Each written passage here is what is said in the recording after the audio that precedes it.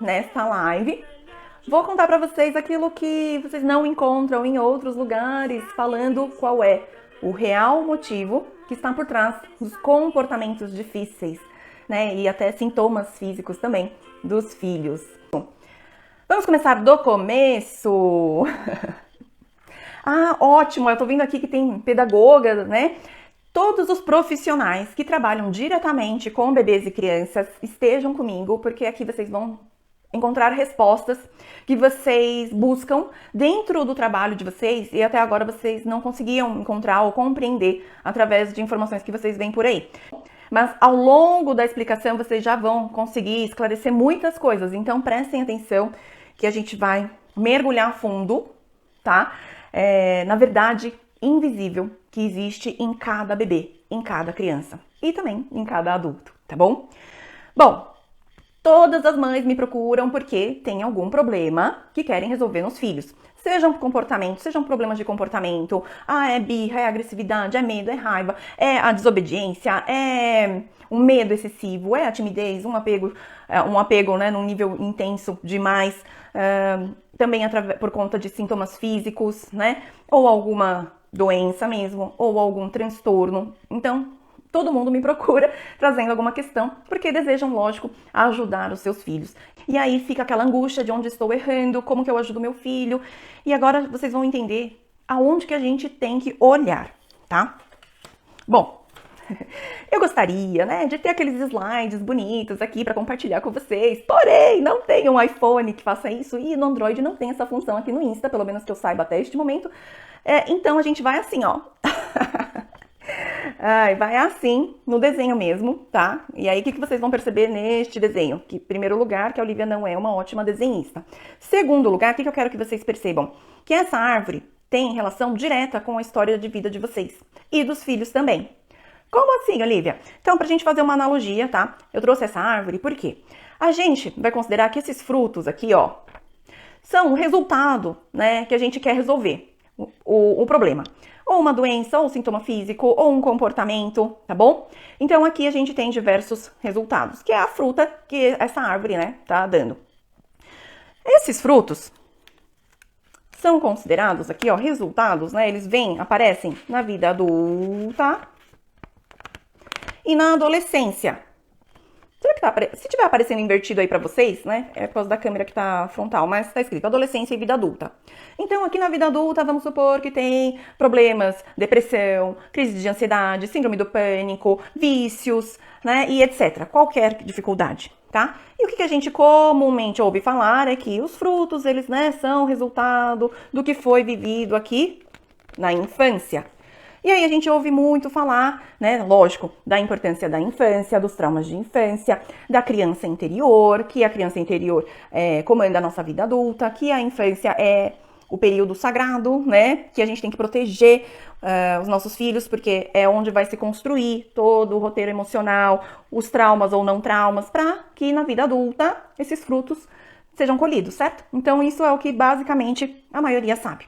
E a gente entende isso. Então, seria o tronco da árvore que se forma aqui neste período da primeira infância e depois as flores e os frutos a gente vai colher, inevitavelmente, o que aconteceu aqui. Ok? Esse conceito é claro para todo mundo. O que a gente não percebe é que antes de se formar este tronco, antes de darem estes frutos, os problemas que aparecem aqui nos frutos começaram muito antes do tronco. Aonde que tudo isso começou? Se a gente esticar aqui, a parte que está invisível para os nossos olhos é a raiz. É a raiz que sustenta esta árvore, é a raiz que sustenta literalmente esta vida e leva os nutrientes para as folhas, flores e frutos. Este fruto só nasce porque aqui embaixo essas raízes estão conduzindo os nutrientes que ela precisa. Se não tivesse raiz, essa árvore nem estaria em pé e muito menos teria frutos. Esta raiz dá para ver aí, gente? A gestação e o nascimento. Obviamente que antes da gestação, né, começou pela concepção, que a gente pode considerar que é a sementinha da árvore. Sem ter a raiz que se forma neste período, tudo isso daqui não existiria. Então, esta analogia é a chave para vocês compreenderem que o que seus filhos estão manifestando aqui na infância já é uma repetição do que aconteceu aqui embaixo.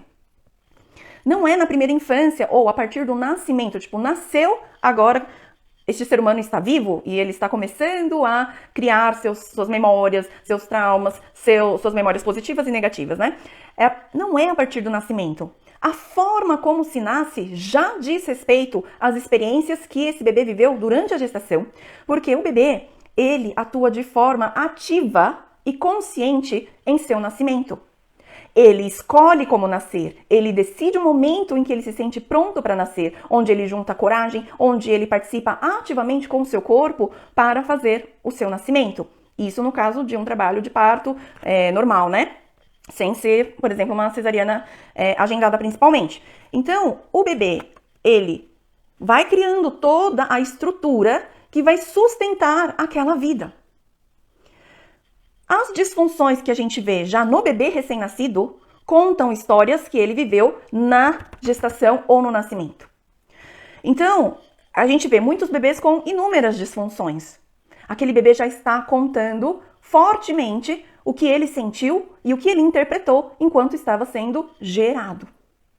Ah, Olivia, mas isso é muito louco. Como assim, né? O bebê, ele já vai decidir nascer, ele participa do nascimento. Vou tirar aqui só para não ficar segurando mais, tá bom? Mas vocês entenderam aqui o conceito, né? Isso tudo está mais do que comprovado cientificamente há pelo menos um século. Este é o livro traduzido, né? Psicologia Pré-Natal, 100 anos. Tá escrito em inglês e tá invertido aí na tela, né? 100 anos de psicologia pré-natal. E esse livro foi lançado, acho que ano retrasado, tá? Ano retrasado. E aqui tem cerca de 600 páginas de estudos científicos que comprovam que o bebê, ele é um ser consciente, que ele sente e pensa ao longo de toda a gestação. E a minha principal especialidade é a psicologia pré e perinatal. E eu fiz essa certificação em inglês, tá? Em 2018, quando eu era a única brasileira a participar da turma. E por isso que vocês não ouvem falar sobre isso tanto aqui no Brasil, porque ainda não é muito divulgado, apesar de que tem, sim, no Brasil também, tá? Só que é mínimo. Não tem nem comparação com tanto de conhecimento que não diz respeito à gestação que tem por aí. E aí eu gostaria de ler um trecho, ó. Esse é um dos poucos livros traduzidos para o português, que se chama O Bebê do Amanhã, que é do Thomas Verne, um dos pais da psicologia pré e perinatal. Nesse livro, O Bebê do Amanhã, é traduzido do inglês para o português também, tá? Eu vou ler aqui. É que tem gente que gosta, né, de saber exatamente as fontes, ficam me perguntando, mas aonde é que tá isso? Você se embasou no quê? Né? Pseudociência, coisas desse tipo. Então tá na página 19, quem depois quiser tirar a prova, tá? Mas eu quero ler rapidamente. Por meio daquilo que chega a ser uma mudança de paradigma em nossa compreensão da psique humana, sabemos agora que a interação com o meio ambiente não é uma característica não é apenas uma característica interessante do desenvolvimento do cérebro, e sim um requisito absoluto. Introduzido no processo à medida que o cérebro cresce, passando de uma única célula a 100 bilhões delas a partir do momento da concepção. Ele está falando que a partir de uma célula neural, ela vai se multiplicar até chegar a 100 bilhões de células durante a gestação, tá? A partir do momento da concepção. É esse requisito da construção do cérebro, diz o neurocientista Myron A. Hoffer, da Universidade de Columbia e do Instituto de Psiquiatria do Estado de Nova York, que explica por que há tanta atividade fetal desde uma fase tão inicial da gravidez. Interagindo com o meio ambiente através do movimento, a experiência da criança por nascer oferece uma base sobre o qual o cérebro pode se formar. A experiência que a criança por nascer, ou seja, o feto, né, o bebê, a experiência que ela passa enquanto está sendo gestada é que vai formar a base do cérebro. Ninguém duvida que a alimentação da mãe é importante para o bebê em desenvolvimento, mas hoje, estudos feitos por Hoffer e outros sugerem uma influência maior ainda. Os sinais que chegam através da mãe, como um redemoinho de comportamentos, sensações, sentimentos e pensamentos, mergulham o feto num mundo primordial de experiências que dirigem constantemente o desenvolvimento da psique. Vou traduzir. Tudo o que a mãe sente, pensa, as sensações físicas que ela tem enquanto está gestando, coordenam o desenvolvimento do cérebro. durante a gestação. Para falar de forma mais fácil, trouxe também um trecho desse livro, A Biologia da Crença, de Bruce Lipton, que é um cientista americano. Ele diz aqui, na página 207, os estudos mostram que, acordadas ou dormindo, as crianças estão constantemente sintonizadas com as ações, os pensamentos e os sentimentos da mãe. Desde o instante da concepção, a experiência no útero molda o cérebro, estabelece o tipo de personalidade, temperamento e capacidade de pensar do indivíduo. Mas, Olivia, você tá falando tudo isso e eu tô ficando chocada, eu tô surtando, vou morrer de culpa, porque eu não sabia de nada disso, aconteceu trocentas coisas na minha gestação, e agora, o que eu faço? O que eu faço com meu filho, né? Essa é a pergunta, como resolver? Já aconteceu tudo isso. E eu recebo perguntas assim, Olivia, mas eu tô morrendo de culpa, porque aconteceu um monte de coisas na gravidez, né? E a minha resposta, assim, ninguém passa uma gravidez conturbada de propósito. Vocês não fizeram isso de propósito. Então, por não saber e por essas informações não estarem disponíveis aqui no Brasil, né, em grande escala, naturalmente a gente não deu a devida importância, a gente ficou preocupada com outras coisas, certo? Só que o primordial para uma gestante, se tem gestante ouvindo aqui agora, é cuidar ao máximo do seu estado emocional. É o estado emocional da mãe que, através da bioquímica das emoções, né? Cada sentimento que a gente tem gera um hormônio, esse neurohormônio chega pelo cordão umbilical ao bebê. É isso que vai coordenar o desenvolvimento, tanto cerebral, quanto da estrutura física, quanto do roteiro emocional e a base de personalidade, temperamento e habilidades dessa vida. Então, para a gestante, agora você já sabe disso, você vai focar nisso. Para quem já não está gestante, o filho já nasceu, como que isso interfere no filho e no final vou falar os caminhos de solução, tá bom? Então, tudo o que a mãe sentiu ficou gravado no filho, na memória celular, principalmente emoções que aconteceram no primeiro trimestre. Por quê? Porque no primeiro trimestre é um negocinho do tamanho de um feijão, certo? Muitas vezes a mulher nem sabe que está grávida e já está passando estresse no trabalho, tá brigando no relacionamento, né? Tá vivendo a vida ali sem saber que está grávida. E quando une, né, o óvulo com o espermatozoide, formou uma célula que vai se multiplicar, certo? Vira 2, vira 4, vira 8 e assim por diante, até formar aquele corpinho inicial, minúsculo, tamanho de um feijão. Como as células se multiplicam, né, e vão multiplicar numa escala, né, geométrica infinita, até dar origem ao corpo do bebê que vai nascer dali a 40 semanas, tudo o que acontece no primeiro trimestre, nas primeiras semanas, elas se multiplicam para o corpo inteiro. Então vamos supor que você teve um grande susto quando você estava grávida de uma semana. Você nem sabe que você está grávida, mas você passou um grande susto. Vou deixar um negócio mais palpável. Você tomou um grande susto com um cachorro, tá? Você estava andando tranquila ali, de repente o cachorro no portão e você fez assim. Que você fez assim, liberou a adrenalina, liberou os hormônios que chegaram, né, no bebê através da sua corrente sanguínea. Aquela sensação chegou naquelas células que estão ainda formando o embriãozinho. E aquilo vai se multiplicar para milhões de células até o final da gestação. Então, quando o bebê nasce, ele tem a informação do susto, do medo do cachorro no corpo inteiro. Tá? Então, não está só no cérebro, está na memória celular. Só que as células se multiplicaram. Então, ela acaba estando estampada, impressa no corpo inteirinho.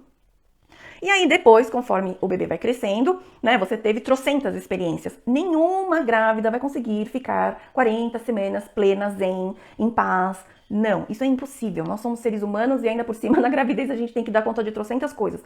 Aqui, o meu objetivo não é criticar você que não ficou no topo da montanha apreciando o pôr do sol durante 40 semanas. Não é isso. É para que você tome consciência que as dificuldades que seu filho tem hoje contam a história de vocês enquanto ele era gerado. E por isso que vocês buscam soluções superficiais com terapias ou profissionais que sequer sabem do impacto da gestação e do nascimento, e aí a coisa não se resolve. Tá? Eu quero falar tanta coisa, mas gente, aqui o assunto é infinito. Mas eu vou falar basicamente alguns pontos que dentro da psicologia pré-natal é considerado como um trauma, tá? Trauma não é algo catastrófico, trágico, tá? Trauma é algo que foi muito forte, muito intenso, muito rápido, tá? E que liberou uma descarga de hormônio no seu corpo. Então, pode ser um grande medo, um grande susto, uma grande raiva, uma grande tristeza, algo que foi intenso e rápido. Normalmente é rápido, tá? Então, você faz esse já chega no bebê como uma descarga de hormônio enorme. Por quê? Porque o seu corpo é de adulta. O corpo do bebê, dependendo do estágio, é um feijãozinho. Então, o que pra você pode ter sido normal no trabalho, no trabalho que eu digo, no seu emprego ou na sua profissão. Ah, Olivia, eu não passei nenhum estresse na minha gestação, nada traumático não, mas assim, eu trabalho num hospital, na UTI. Gente, essa pessoa ficou estressada o tempo todo. Então, com tensão, né? Meu Deus, o que vai acontecer e tal? O que esse bebê ele vai receber? Hormônio de medo, hormônio de risco, essa sensação de risco, né? Existe um risco de vida. Estresse, raiva, uma série de coisas. E ele sendo um feijãozinho, a descarga de hormônio que chega nele é infinitamente maior do que para um corpo de adulta, que você já tá dia a dia lá vivendo aquele emprego que você nem sente mais que é estresse, mas pro bebê é. Então, quando a gente começa a entender isso, a gente percebe que não adianta só lidar com a criança de forma empática e acolhedora, que o sentimento não vai mudar. Por quê? Porque está gravado na célula. Não é algo que você acolhendo, falando positivamente, vai mudar. Vocês já sabem disso. Vocês já tentaram várias vezes e continua não dando certo. E aqui eu não tô falando que tratar a criança com respeito, com empatia e acolhimento não é bom. É ótimo. Qualquer ser humano merece respeito. Não é isso que eu tô falando. Eu tô falando que não é a solução para cuidar de traumas que começaram no início de vida. Então, por exemplo, gestações que vieram depois de uma perda anterior, né? Então, os bebês arco-íris. O que normalmente acontece? A mulher, ela está com medo de viver mais uma perda, de perder mais um filho. Então, ela fica preocupada, ela fica tensa, né? Ela não quer perder aquele bebê de novo por nada no mundo. E aí, repara, o bebê ele está conectado nos sentimentos e pensamentos da mãe. Este pensamento de não posso perder meu filho, não posso perder, se torna um registro, uma memória, uma informação para aquele bebê. Quando este bebê nasce, como esse bebê vai ser? Não posso perder minha mãe, não posso perder minha mãe, não posso perder minha mãe. Extremamente grudado, daquele tipo que não deixa a mãe nem ir no banheiro.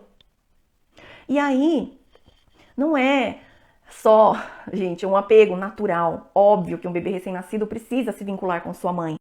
É quando o apego é excessivo, é disfuncional. É quando você percebe que, meu Deus, meu filho em relação aos outros, eu tô achando que tá um pouquinho demais. Será que é assim mesmo? Tá? Gente, eu não tô falando que todo bebê apegado é disfuncional, tá? Pelo amor de Deus. Né? Bom senso, por favor. Então, tô tentando explicar isso. Se, independente de ser bebê arco-íris ou não, a mulher gestou com medo. Por quê? Porque, gente, a gente passou por uma pandemia. Coisa que na história, né, dos últimos 100 anos, as mulheres não passaram por pandemia, né? E aí, o que acontece com a pandemia que a gente, né, experimentou pela primeira vez? Muito medo. Imagina estar gestante na pandemia. Principalmente no início, quando as pessoas, né, não sabiam ainda direito o que era e começou, né, uma coisa super tensa. Imagina como que esses bebês não sentiram todas as pessoas ao redor da mulher grávida falando de toma cuidado, é perigoso, não sei o quê. Então, esse bebê, ele vai ser, ele foi estruturado, né? O cérebro se estruturou de uma forma hipervigilante, que é super alerta. Porque quando a gente tem medo, existe um risco, a gente não vai relaxar, né? Você não vai conseguir dormir uma noite boa, tranquila, se você sente medo, se você acha que está num lugar arriscado, certo? Então você vai ficar alerta, sempre você vai ficar com aquele ouvidinho com a anteninha ligada, né? E você nunca cai num sono profundo. Então, o bebê, ele se estruturou de uma forma hipervigilante, porque a dentro dele é que a vida é perigosa. Então, agora, infelizmente, a geração que nasceu na pandemia vai tender a ser extremamente alerta, agitada, né? Não vai relaxar facilmente, até que se tratem essas memórias intrauterinas. E é importantíssimo vocês saberem disso, porque não só os bebês que estavam sendo gestados, mas os recém-nascidos e as crianças estavam conectadas com os sentimentos e pensamentos da mãe, porque isso não é só durante a gestação.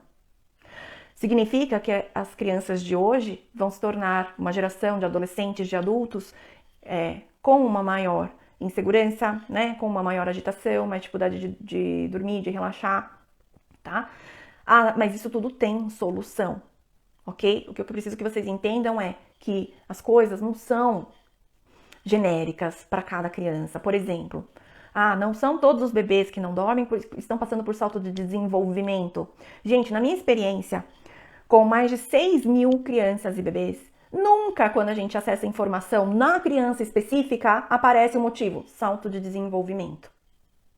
Tem a ver com a história dela, toda vez tem a ver com a história dela. Não é porque a criança tá com 2 anos que, ela tá super birrenta, super manhosa, agora grita, bate, xinga. Xinga não, né, que 2 anos ainda não. Mas não é porque são os terríveis 2 anos. É porque a criança, ela começa a manifestar de forma mais autônoma aquilo que está dentro dela. A história que ficou gravada nas células dela.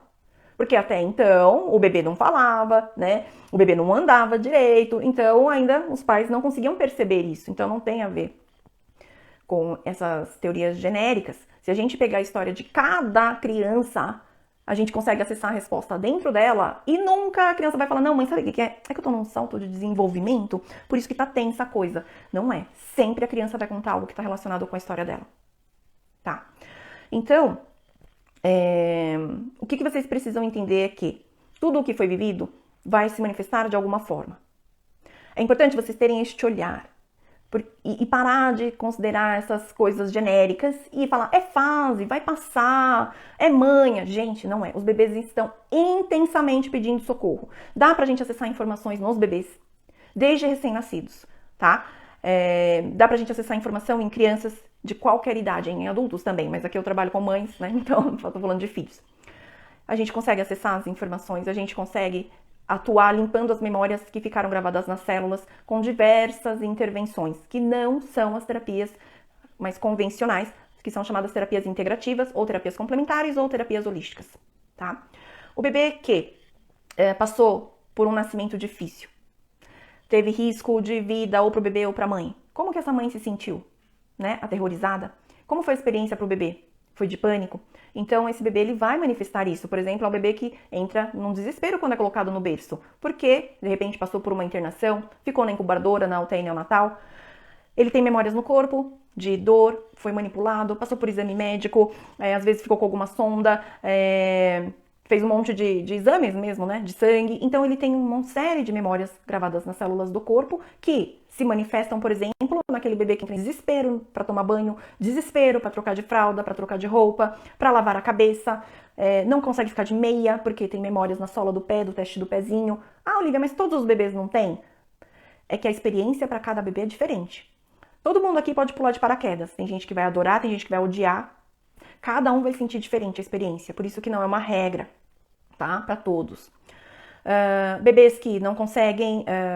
tem muita seletividade alimentar, né? Eu recebo muito essa questão. A gente tem que olhar primeiro para a história de gestação. Qual é a primeira experiência do bebê em se nutrir? Não é na amamentação, é na gestação. Através do cordão umbilical da mãe chega o alimento, mas não chega só o alimento da comida. Chega o alimento emocional, junto com a comida. Se essa mãe passou muito enjoo, teve hipermerese, ou ela tinha refluxo, ela se sentia mal se alimentando, ou ela trabalhava muito e não comia direito, né? Ou uma mãe, por exemplo, que era gestação, então queria se alimentar melhor, mas ela odiava a salada, mas ela fazia um esforço e comia salada. Como que aquele alimento da verdura tal vai chegar pro bebê? Vai chegar junto com os hormônios de nojo, dessa sensação de que é ruim, uma sensação desconfortável. Então, ele já tá gravando no corpo dele as informações de que, olha, a salada é ruim pra caramba. Esse tipo de comida me dá enjoo, o cheiro é horrível, a textura, ele já tá gravando essas informações, tá? Outra coisa, o bebê que ficou com o cordão enrolado, com o cordão umbilical enrolado. Como que é a experiência do bebê com o cordão enrolado? Não tô falando da respiração, tô falando da nutrição. Como é? Imagina você lá, você que nasceu com o cordão enrolado também. Só de eu começar a falar, talvez você vá ter a sensação no seu corpo. O bebê que tem o cordão enrolado em alguma parte do corpo, e se for no pescoço é pior, conforme ele se move, tem um fluxo maior ou menor de alimento, né? Então imagina lá uma mangueira que passa um fluxo de água. Dependendo de como você mexe ele, prende um lugar, passa menos água ou passa mais água. O bebê ele começa a sentir que a nutrição é incômoda. Por quê? sufoca ele. Eu recebo a comida ao mesmo tempo que eu tô sendo sufocado, ao mesmo tempo que eu me sinto todo enrolado, não consigo mexer minhas pernas e braços. É muito desconfortável. Isso é me nutrir? Quem me nutre é minha mãe? Desta forma? O que acontece? O bebê, ele tem uma relação de amor e ódio com essa mãe e com a comida. Conforme ele nasce, se ainda estiver enrolado, e se tiver enrolado muito no pescoço, ele vai ficar com uma sensação de sufocamento. E aqui eu não repito, não estou falando da respiração, estou falando da nutrição. Ele vai ficar com uma sensação de sufocamento que vem da comida, do alimento. Então, se vem do alimento a sensação de sufocamento, eu entendo que a comida é perigosa. Se eu entendo que a comida é perigosa, o que meu corpo vai fazer? Rejeitar. Quando o meu corpo rejeita um alimento, normalmente a gente chama do quê? Alergia alimentar. Por que meu corpo entendeu que eu preciso rejeitar aqueles alimentos? E aí esse bebê nasce e vamos supor que ele não estava com cordão enrolado, tá bom? Não estava com cordão enrolado. Mas nasceu e ele engoliu muito líquido, ou engoliu mecônio e ele é aspirado. Ou ele é aspirado, ou às vezes nem precisa ser aspirado. Limpam dentro da boca com uma gaze. Enfiam a mão e limpam ali. Já tive criança que nasceu de parto natural, sem nenhuma intervenção, só que depois de nascido, o médico, não sei se era o médico, o enfermeiro, sei lá, enfiou a gaze e limpou a boca. Esse bebê tem muita seletividade alimentar. Quando a gente acessou a informação dentro do bebê, qual era o motivo? Essa sensação de sufocamento, de engasgar, dessa ânsia de vômito. Imagina o bebê que acabou de nascer, a experiência do toque físico que ele não tem ainda é alguém enfiando a mão na garganta. Então, foi um nascimento lindo, maravilhoso, mas a experiência que ele teve deixou essa memória gravada nas células que o impede de ter uma experiência positiva, prazerosa com o alimento. E aí, não vai adiantar fazer tratamento só com a nutricionista. Tenho certeza que tem um monte de nutricionista que faz o seu melhor e a criança não evolui. Por quê? Porque a questão está gravada no corpo. Tá? E assim, gente, aqui eu tô falando do que é mais comum, tá? Não é regra para 100% dos casos, porque depende da experiência do bebê. Tem bebê que nasceu com cordão enrolado e é super de boa. Por quê? Porque pro bebê X, o cordão não estava tão enrolado, apertado, a ponto de sufocar. Pro bebê Y, estava um pouquinho mais apertado e ele se sentia incomodado. Entende? Por isso, assim, não estou falando que o bebê que nasceu com cordão enrolado 100% vai ter seletividade alimentar. Não é isso. Mas é um grande fator que contribui, que teve um impacto direto para isso. Tá fazendo sentido para vocês? E assim por diante. Crianças que não falam, que têm algum atraso na fala. Por que tem um atraso na fala? É a mesma lógica do criança que não consegue comer. Mas também tem, prestem atenção. O bebê, ele está entrelaçado, tá? Nós chamamos de entrelaçamento cardíaco e entrelaçamento cerebral. O bebê, ele está entrelaçado com os sentimentos e os pensamentos da mãe. Se a mãe vive num relacionamento em que ela não pode falar, em que ela é calada, em que ela tem que engolir muito sapo, em que ela não consegue expressar a sua vontade, a sua opinião, esse bebê está entrelaçado no pensamento dela. Ele começa a entender e aprender que não posso falar. Por quê? Porque é arriscado, porque eu posso ser agredida no meu relacionamento, por exemplo. Tá? Entende? Então tem um motivo. De novo, eu vou reforçar para que não fique nenhum mal entendido. Não estou falando que toda criança que tem atraso é por causa disso. Esse é um motivo. Existem muitos outros. Cada criança está contando a sua própria história, a própria verdade.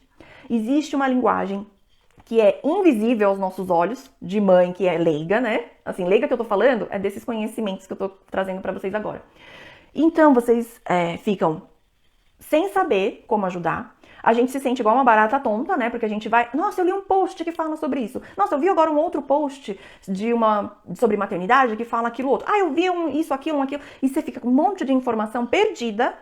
Nada resolve. Por quê? Porque ninguém olha a verdade que está invisível dentro da criança. E esse é o meu trabalho. É despertar vocês, mães, para entender as mensagens por trás dos comportamentos. Acessar as informações dentro dos filhos. E a partir disso, você vai saber qual o caminho que tem que seguir e qual terapia é a mais indicada. Quando você começa a jornada de autoconhecimento, você vai se curando de uma série de coisas num efeito cascata.